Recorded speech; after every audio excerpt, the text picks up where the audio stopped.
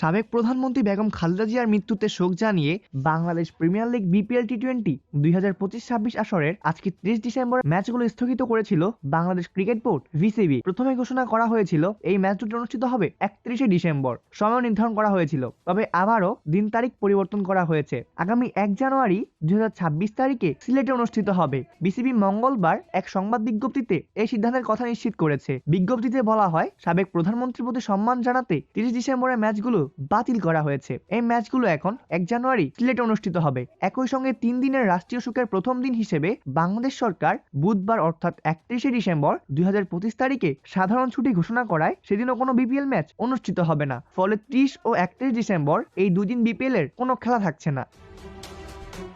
নতুন তারিখ জানালেও এখনো সময় জানানো হয়নি বিপিএল গভর্নিং কাউন্সিল বিসিবির। তবে জানিয়েছে 1 জানুয়ারির জন্য পূর্বনির্ধারিত ম্যাচগুলোর পাশাপাশি টুর্নামেন্টের বাকি সব খেলার সংশোধিত সূচি দ্রুতই প্রকাশ করা হবে। স্থগিত হওয়া একটি ম্যাচ ছিল রংপুর রাইডার্স ও ঢাকা ক্যাপিটালসের মধ্যে, আরেকটি ম্যাচ ছিল সিলেট টাইটান্স ও চট্টগ্রাম রয়্যালসের মধ্যে। বিসিবি এই পরিস্থিতিতে সকল অংশীজন, দল, খেলোয়াড়, সম্প্রচারকারী এবং সমর্থকদের সহযোগিতা ও অনুধাবনের জন্য ধন্যবাদ জানিয়েছে।